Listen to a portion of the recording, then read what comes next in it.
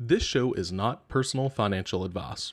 We cover broad principles, break the silence on issues impacting everyday Americans, and point you towards the tools to take ownership. You should always do your own research and consult with a tax professional or a licensed investment advisor for guidance tailored to your personal situation.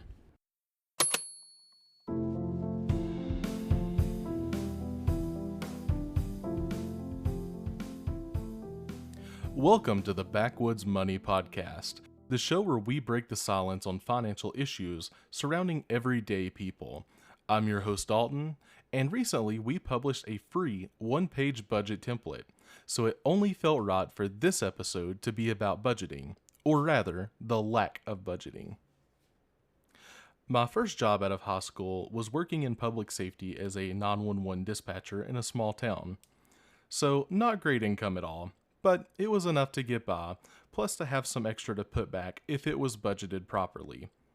And that was the problem. I didn't have a simple and a written plan. I had no clue where my money was going, and frankly, I was a little bit afraid to know. Looking back though, I do know where it was going. It was going to name brand clothing, only buying name brand groceries at the store, and eating out daily, if not multiple times a day. When I was working at 911, and I think all dispatchers will relate to this, it felt like we were eating out once, if not twice a day, breakfast and lunch. And come on, if one coworker is going to get a Chick-fil-A biscuit, you're not going to usually turn down a Chick-fil-A biscuit. Now, there were times that we would bring our meals with us or that we would cook together on shift as a team. But it felt like that was really outweighed by the amount of times that we were eating out. And that was 10 years ago.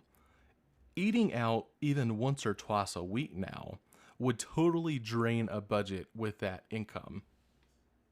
These days, though, while I do still enjoy eating out and still have a hard time turning down a good chicken biscuit, I am much more conscious and intentional about where my money is going.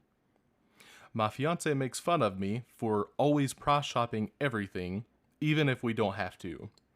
Shout out to Laura Lynn, the store brand at Ingles Markets for those of you who aren't in the Southeast. I feel like I buy snacks, chips, cheese, drinks, and practically everything but ketchup as store brand. And as far as the ketchup, don't get me started on the ketchup. That is the one place that I will draw the line at. Everything else, though, is fair game. While we're on the topic of budgets, I do want to talk about a Bible story that's probably familiar to most of us. Again, if you're not religious, bear with us through this, and the moral of the story will still apply and make sense to you. In the book of Genesis, Noah was given the warning from God to build an ark.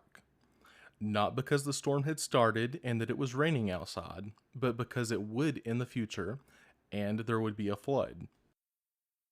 Now, Noah was not a shipbuilder. He was not on a coastline. This man built a boat in the middle of dry land. Needless to say, it was not normal to those around him, and nobody else was in the middle of dry land building boats with him. When the rain did hit, the ark floated. It saved Noah, it saved his family, and it saved the animals that were on board.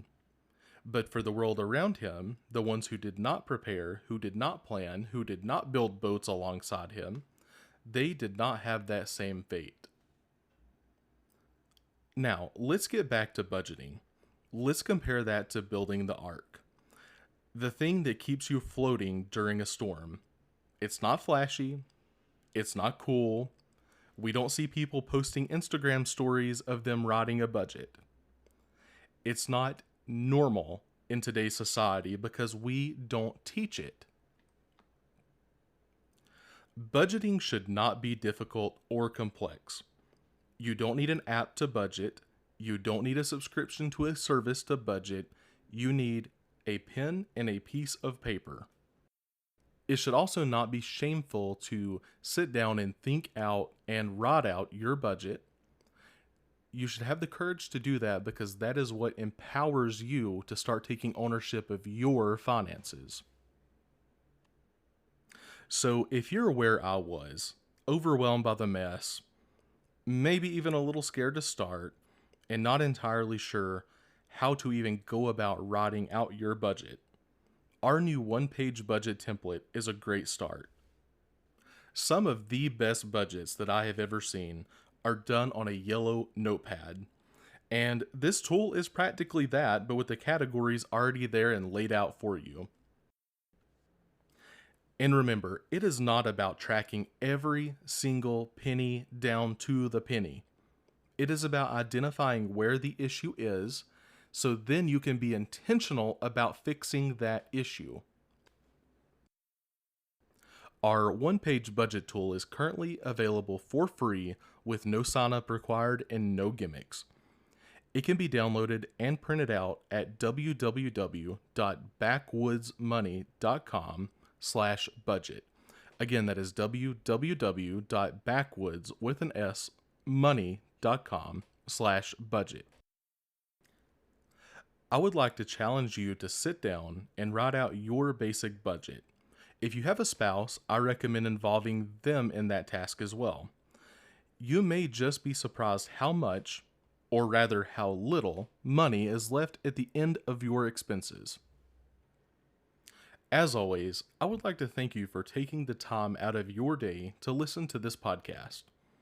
This show is here to break the silence on financial issues impacting everyday Americans, many of which can be fixed with taking ownership and being intentional with your money. If you would like to read our blog post or submit a question or idea for a future episode, please visit us at www.backwoodsmoney.com. Again, that is www.backwoodsmoney.com.